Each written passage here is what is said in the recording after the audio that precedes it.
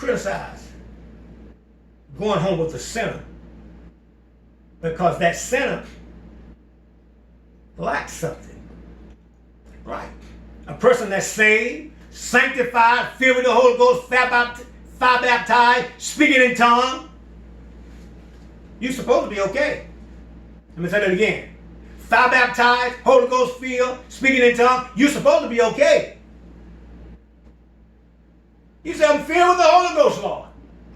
I've been born again. I've been washed in the blood of the Lamb. You're supposed to be okay. So why would you criticize Jesus going home with a sinner? Because that word sinner tells me that this man is lacking something. Let me say that again. That word sinner tells me that the man is lacking something. So if you're all right, maybe I don't need to go home with you. Just like the scripture says, it's the one that's sick that's need a doctor. If you're well, you don't need a doctor. It's the sick person who needs a doctor.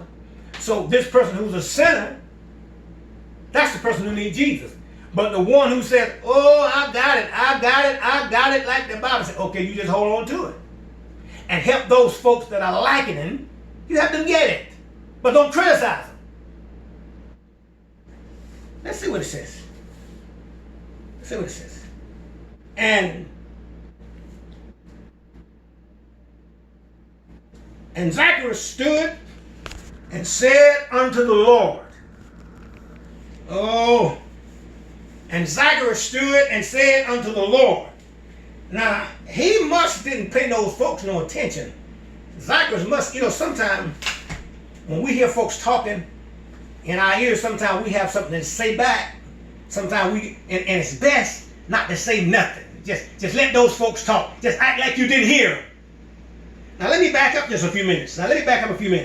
Now, and when they saw it, they all murmured, saying that he was gone to be guest with a man that is a sinner. Not that was a sinner, not used to be a sinner.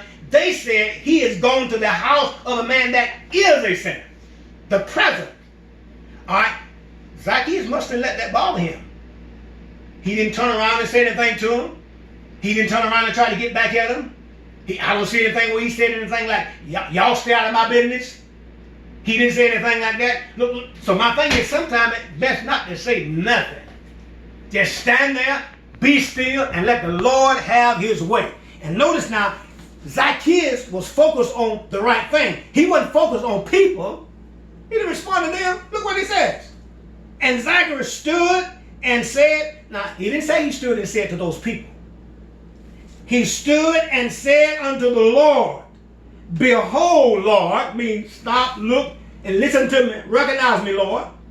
I'm sincere. He said, look now, he says, the half of my goods I give to the poor. Let me be sure I'm reading that right. He didn't say to the people, he said unto the Lord, the half of my, what if a man have $100 million?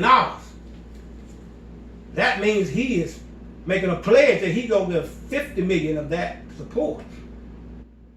That's a lot of money. If he has 20 million, that means he's gonna give 10 million. That's a lot of money to give away. I know you may say, well he got a lot left. Yes, he does. But he said, I'm going to give half of my goods to the poor. And I want you to notice this next verse. Well, not this next verse. The latter part of this verse. And actually, that could read, and since I have taken anything from any man by false accusation, I restore him fourfold. Now, Zacchaeus knows, you know when you're wrong. You know that. So it don't have to be an if. Since I've done wrong. Sometimes people will walk up to you and say, people will mistreat you. They'll lie on you. And they'll walk up to you and say, well, if I. No. Don't say if you.